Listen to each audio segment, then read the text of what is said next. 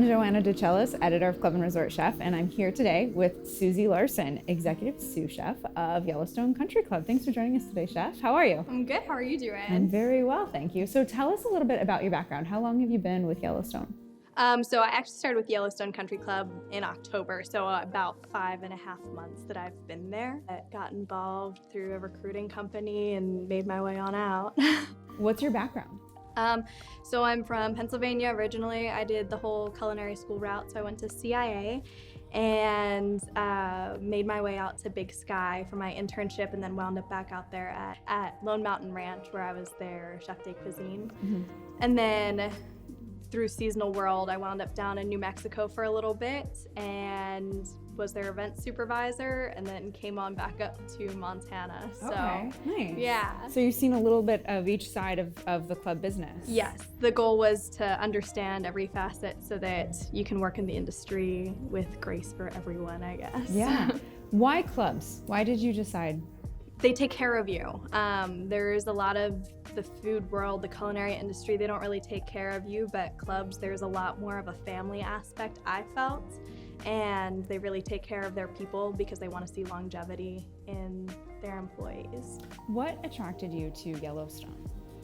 Well, I love Montana, but the executive chef, Donnie, he is absolutely fantastic, and meeting him, it was kind of we were able to work together comfortably, and talking to him wasn't uncomfortable, and he wasn't rude, and everyone around him said that he's great to work for. All of his employees were saying, this man is great to work for. He'll really teach you, he'll push you in your knowledge. And I was like, great, that's all I want. That's what you're looking for. Yeah. So you're 5 months in. Tell us a little bit about the club. How big is it? How many members do you have? So we have, I want to say it's around 200 members we have. It's a growing wait list. So we're trying to grow with them, but the club itself, you know, we have the whole pool, tennis set up. We have a snack stand we do in the summer, which I'm excited to see. A few months into it, I can say we do a lot of banquets, a lot of weddings. Our December was full, as I'm sure everyone else's was. So such as club the time of year. of the Yes. resort world, yeah. Very cool. So you are bringing nutrition into the club world. Tell us a little bit about what that means to you. What does that look like?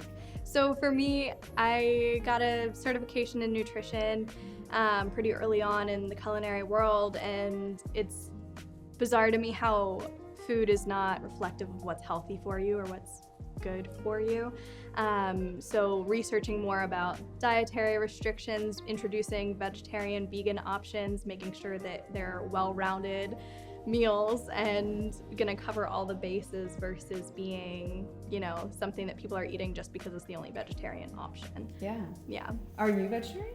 I am not. Okay. I went vegetarian for a little while just to learn about it, and it was really difficult. It was really tough because you can't eat very many places that actually respect those limitations. So what does that look like when you plug that philosophy and that desire to bring that into your end diner? What does that look like at Yellowstone? Are you expanding what options you are providing? We have a vegetarian who works in our kitchen, so him and I talk a lot, him and Donnie talk a lot, and he's really working on some dishes that he loved everywhere else he's traveled.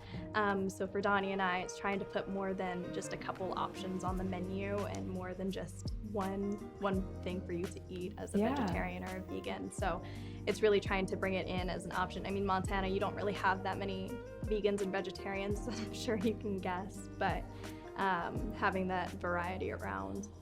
Yeah, it enhances what the member can get, right? Yeah, it makes it a more well-rounded experience. Exactly. So tell us about the different restaurants you have within your club.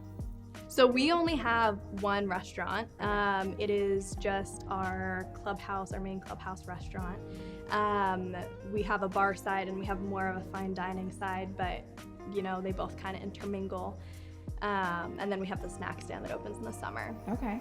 What's your imprint so far on that restaurant, on that operation? I've really worked at getting consistency, as every chef wants and strives for consistency from your people.